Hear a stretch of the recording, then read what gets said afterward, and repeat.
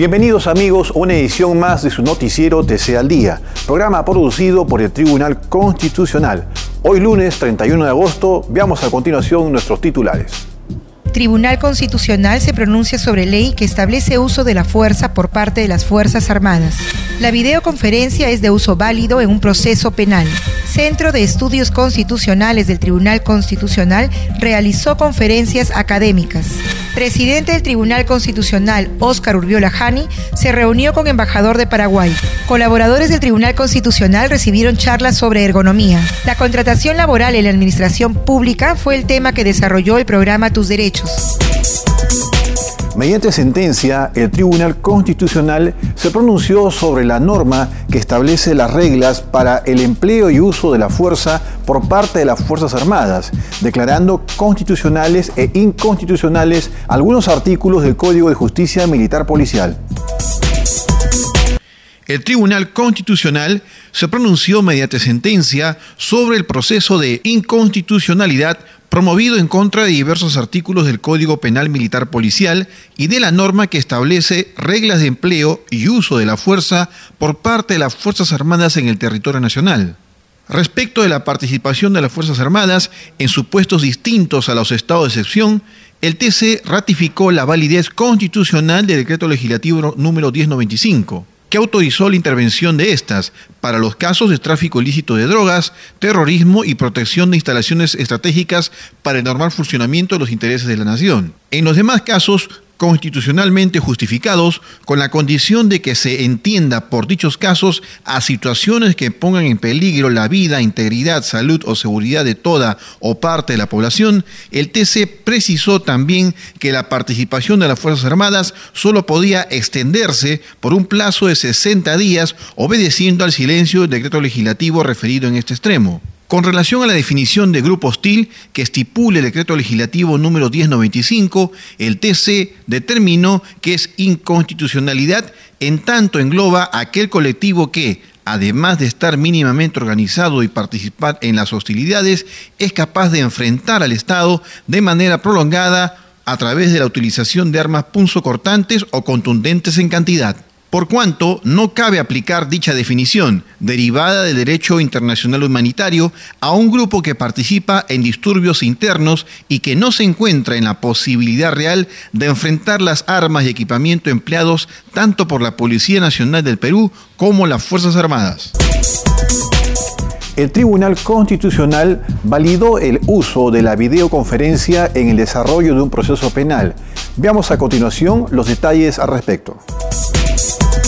El Tribunal Constitucional validó el uso de la videoconferencia en un proceso penal que fue impugnado mediante habeas corpus promovido en beneficio de un interno de un centro penitenciario ubicado en la provincia de Nazca, en Ica, quien consideraba que al no encontrarse físicamente presente en la audiencia de apelación de la sentencia, la misma que se llevó a cabo a través de una videoconferencia afectaba su derecho al debido proceso. A criterio del colegiado del TC, el sistema de videoconferencia no impide que el procesado y el juzgador puedan comunicarse oralmente. Por el contrario, su uso posibilita la interacción y el diálogo entre las partes.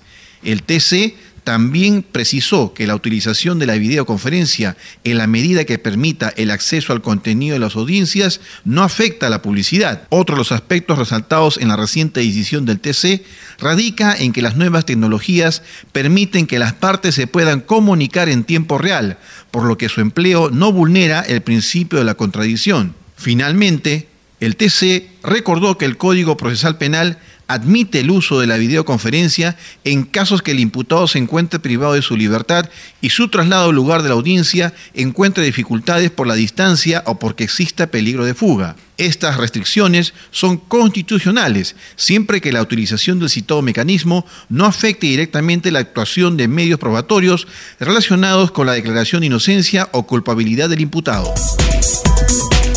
El Centro de Estudios Constitucionales del TC realizó diversas conferencias académicas y foros de discusión. El Centro de Estudios Constitucionales del TC, que dirige el magistrado Carlos Ramos Núñez, organizó 2 conferencias académicas dirigidas a los asesores jurisdiccionales, abogados y practicantes de la institución. La primera de ellas fue el foro de debate académico denominado Despido incausado, reposición y desnaturalización del contrato de trabajo en el régimen laboral privado, que tuvo como expositores a los doctores Carlos Blancas Bustamante y Víctor Ferro Delgado.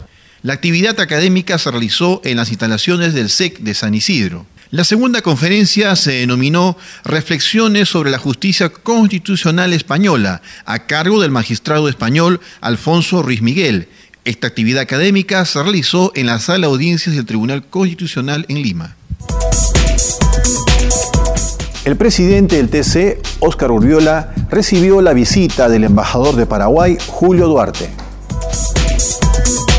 El presidente del Tribunal Constitucional, Óscar Urbiola Hani, recibió la visita protocolar del embajador de Paraguay en el Perú, Julio Duarte Van Hubbeck, con el propósito de estrechar lazos de amistad e intercambiar informaciones de carácter histórico y cultural que aproximan a ambos países. Durante la reunión, el presidente del TC hizo entrega al distinguido visitante de material bibliográfico y normativo del tribunal, el mismo que agradeció la cordial bienvenida. Trabajadores del TC participaron de una charla sobre seguridad y salud en su centro de labores. Podemos llegar incluso a tener una lesión a nivel de la parte cervical.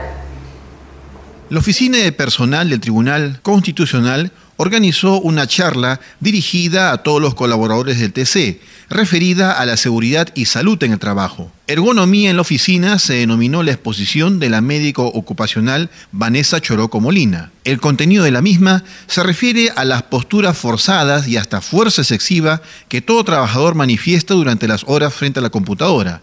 Además, la expositora brindó consejos y sugerencias sobre cómo desenvolverse en la oficina durante las labores a fin de evitar el estrés y la desmotivación.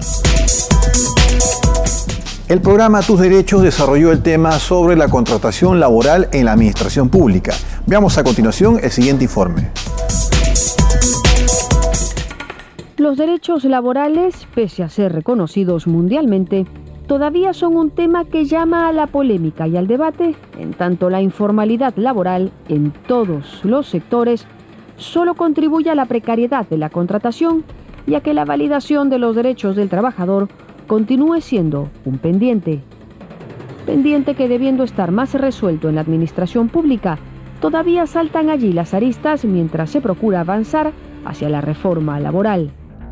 Es así que en esta misma, la administración pública, hay tantos casos y situaciones como trabajadores, y si además a ello se le suma los diferentes regímenes que conviven camino a la reforma, la situación se desorganiza al punto de tener que ver caso por caso para resolver un despido arbitrario, pues primero habrá que ver las condiciones y términos del contrato en particular.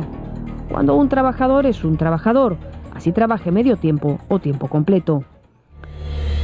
Casos que parecen estar desprotegidos o al margen de sus derechos y que coexisten en la misma administración pública con el total contraste. Esto es, la sobreprotección laboral. Personal que, lejos de capacitarse para responder a los estándares y exigencias actuales, se refugian sin mayor logro profesional en una estabilidad que roza la inmunidad laboral. Es por eso que una última sentencia del Tribunal Constitucional, de precedente vinculante, conocida como el caso Huatuco, ha generado tanta atención por los trabajadores de la administración pública. Este es el caso de una señora de apellido Huatuco, de donde toma nombre la sentencia, que fue contratada por el Estado bajo la modalidad de trabajador temporal por servicio específico, cuando en realidad, alega la señora, realizaba funciones de carácter permanente, y aunque el contrato llegó a su fin al tratarse además de un reemplazo, ella estimó tener una reposición en el puesto laboral, pues al desnaturalizarse la función original, este cambia así a contrato de plazo indeterminado, por lo que estimó se la considere en esta última situación. Y ahí empieza la complicación.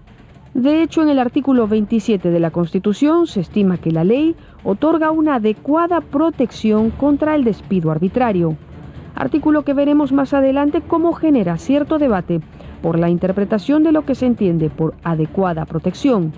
si bien la misma reposición o una indemnización. Queda así en claro que la carrera pública es un bien constitucionalmente protegido. Esto es, así el trabajador público esté contratado bajo un régimen de la actividad privada, representa en sí una función que se debe proteger, en tanto presta servicios al ciudadano, por lo que además debe cumplir también con los requisitos que la ley establece para su adecuada contratación. La doctora Luz Pacheco, directora de estudios de la Universidad de Piura, brindó algunos alcances sobre la desnaturalización del trabajo en el sector público. Es un tema, como comentábamos antes de empezar el programa, ¿no? que es políticamente incorrecto, por decir así, porque se tocan puntos neurálgicos, como son el derecho a la estabilidad laboral, que durante muchos años en el Perú se había considerado ya como un derecho absoluto, muy similar al que teníamos con la Constitución de 1979. Y durante muchos años el tribunal había fallado considerando que cuando había este tipo de desnaturalización, es decir, que una persona que es contratada bajo modalidad laboral para una labor determinada y se comprueba que ha hecho otra, o se le contrata para un plazo determinado y sigue trabajando más allá de ese plazo, pues entonces se está ocultando que hay detrás una necesidad permanente y se busca una persona de manera temporal. En esos casos, decía, hay una desnaturalización.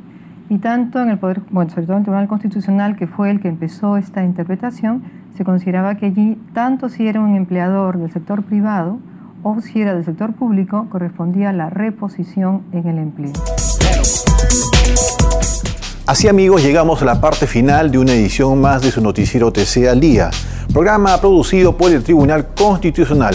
Hasta la próxima edición.